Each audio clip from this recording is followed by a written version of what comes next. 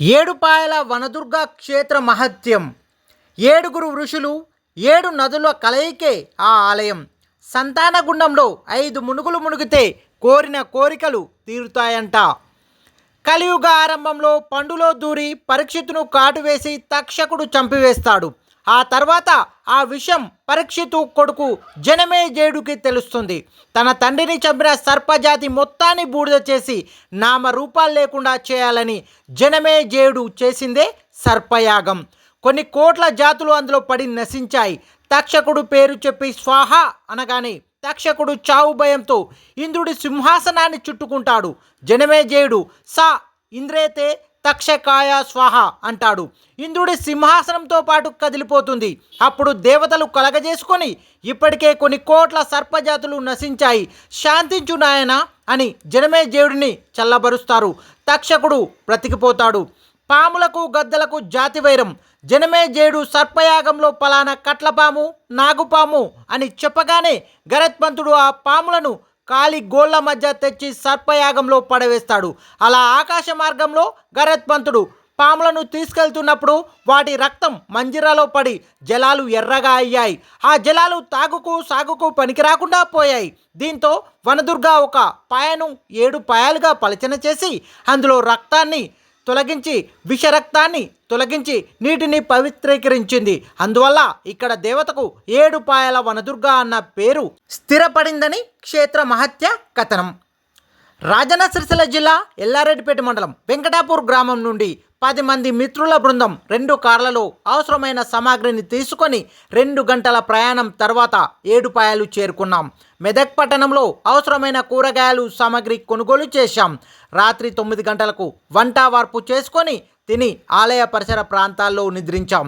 ఉదయం నిద్ర లేవగానే కాలకృత్యాలు తీర్చుకొని నదిలో స్నానాలు చేసి నదిలో ఉన్న శివలింగం నంది విగ్రహానికి కొబ్బరికాయ కొట్టి వనదుర్గా మాతను దర్శించడానికి బయలుదేరి వెళ్ళాం.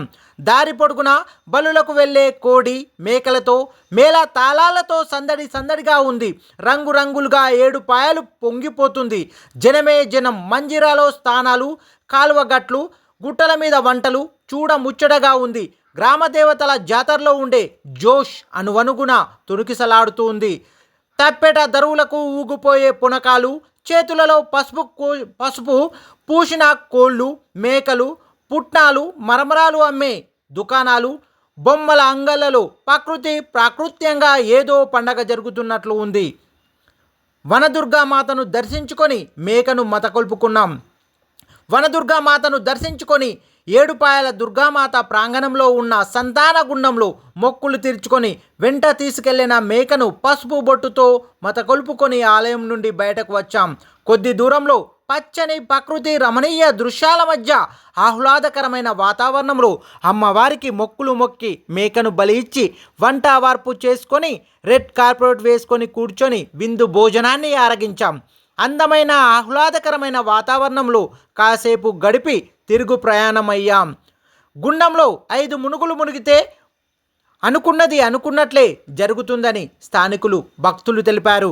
7 పాయల దుర్గా ఆలయ ప్రాంగణంలో సంతానగుండం.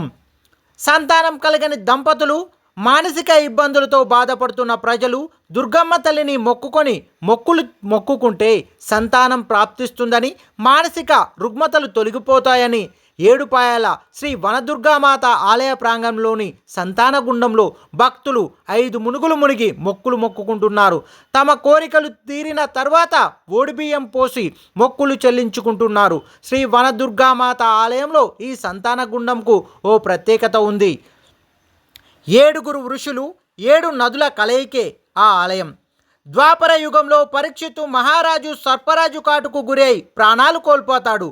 రాజు కొడుకు జనమేజయుడు తండ్రి మరణానికి కారణమైన సర్పజాతిని సమూలంగా అంతమొందించాలని సర్పయాగం తలపెట్టాడు. యజ్ఞగుండాలు నిర్మింపజేసి జమదగ్ని, ఆత్రి, కశ్యపి, విశ్వామిత్ర, వశిష్ఠ, గౌతమి, భరద్వాజ వంటి 7 ఋషులతో ఈ యాగం నిర్వహిస్తాడు. యజ్ఞ ఫలితంగా సర్పాలన్నీ వచ్చి అగ్నికి ఆహుతవుతుండడంతో సర్పజాతి అంతమవుతుందనే ఆందోళనలతో నాగుల తల్లి దేవుళ్లకు వేడుకున్నదంట. నాగులకు పుణ్యలోక గతులు ప్రార్థించేందుకు గరత్మంతుడు పాతాళంలోని భోగావతి నదిని తీసుకువస్తాడు. యజ్ఞస్థలికి రాగానే భోగావతి నది 7 పాయలుగా చీలి ప్రవహించిందంట. సర్పయజ్ఞ గుండాలను ముంచుతూ ఓ పాయ రాతి గుహలో వెలిసిన దుర్గామాత పాదాలను తాకుతూ గోదావరిలో కలిసిందంట. 7 ఋషుల యజ్ఞం చేయడం, గంగాదేవి 7 పాయలుగా చీలి ప్రవహించడం వల్ల 7 పాయలు అని ఈ చరిత్రతో అమ్మవారికి 7 పాయల దుర్గామాత అని పేరు వచ్చింది.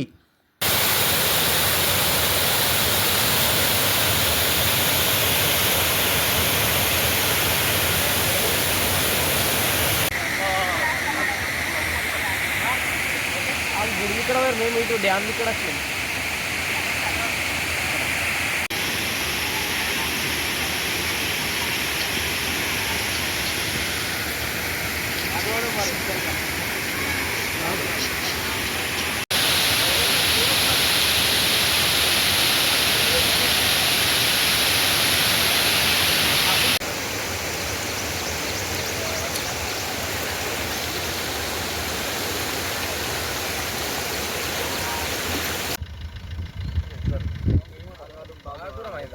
ఇటు ఇటు ఇటు చూడు ఇటు చూడు.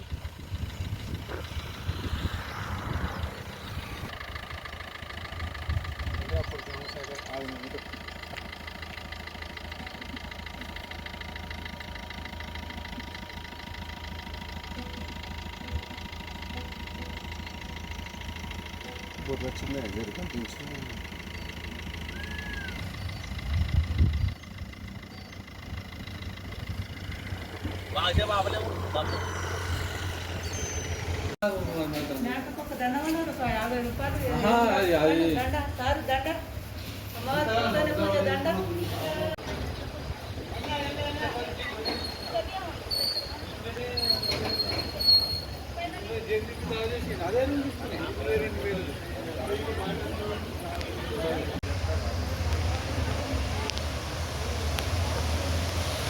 అంతే.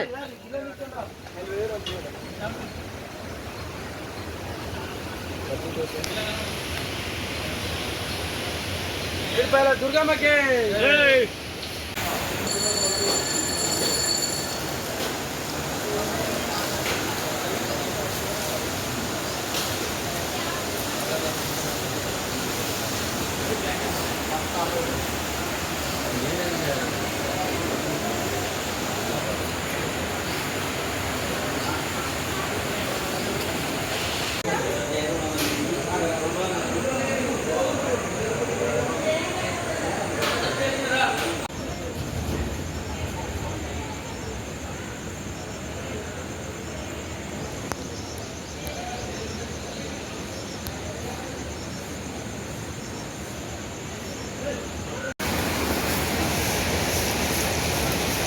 కూసో కాకా కూర్చో.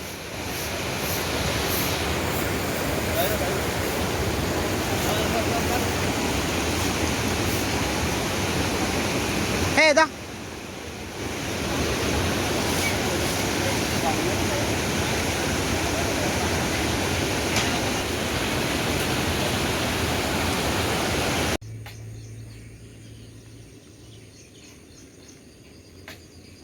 నువ్వు కట్టెల మీద అయితే మంచిగా పోనే.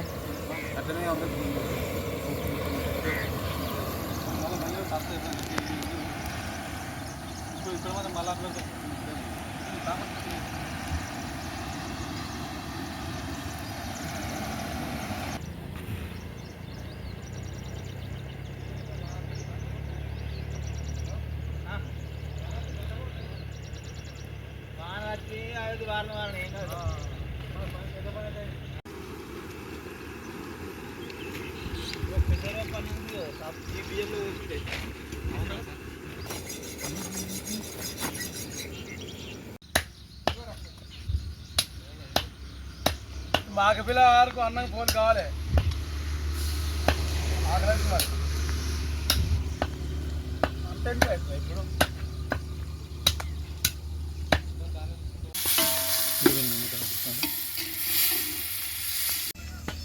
అలాగ మరి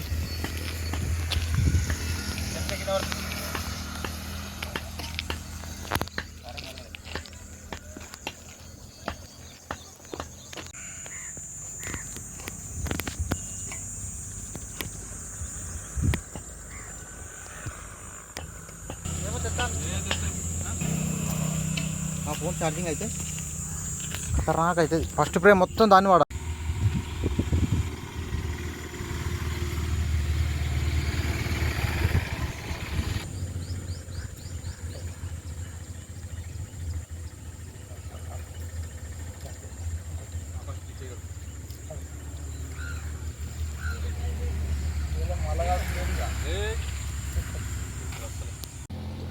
ఫస్ట్ అని 2 కాళ్ళు కమ్మి ఆ తర్వాత తింటాం కూర, ఎందుకంటే ఇక మళ్ళీ పోయి ముట్టదు ఇక 2 కాళ్ళు సరే గమప గణేశ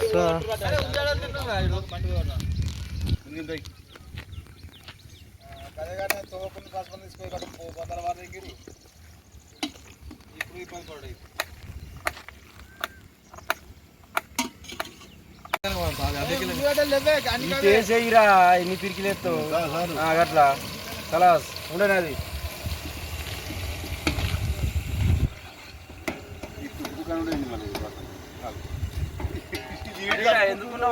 మాకు మందుకైనా ఏ ఖతర్నాక్ కొట్టిండు.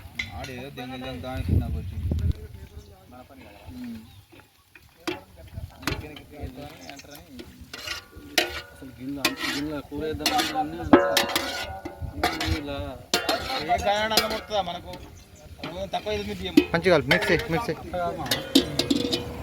తలకాయ కూర చికెన్ మందులు తినడానికి జరుపుకొని కాసుకో బాగుంది.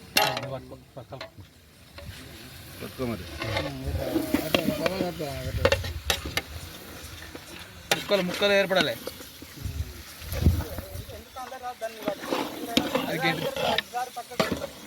మా బుద్ధి అది పచ్చి తిందాం అనుకున్నాం. మా బుద్ధి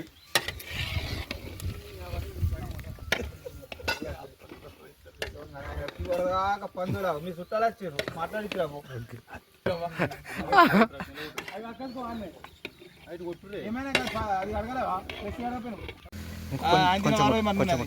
సరిపోదు కింద పోయి ఒక పీకిన వాటి పీకిన బోనమే మొత్తం పీకింది. బాగా నూనె బాగా టేస్ట్ కూడా రాదు.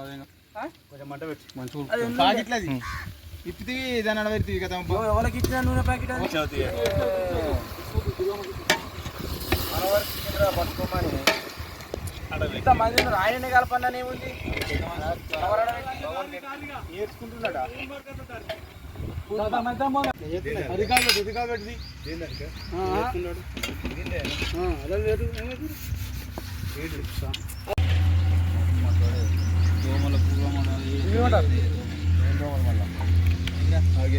కొండదోమలు కొండదోమలు కొండదోమలు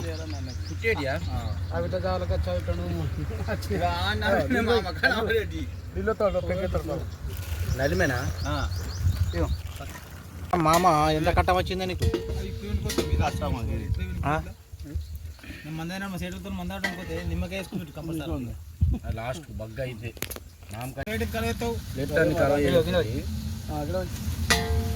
మళ్ళీ మనం తినేది ఈడ కాదు. అదే నేనేమంటున్నా అది మంచిగా మంచిగా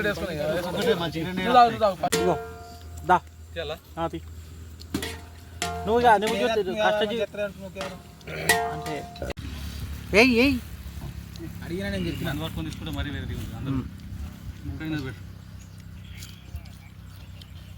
చెప్పిన తమ్మి నేను చెప్పిన ఇప్పుడు వాళ్ళ దగ్గర ఇంటికి వచ్చినాక రాదు వాడు అప్పటికి కలిసి వచ్చిండు వేస్తావా 2 అని ఈయనమాట అది ఎత్తుగా ఈయనమాట అది వాడు ఎంత గురి కూడా వాళ్ళకి రానే రాలేదు.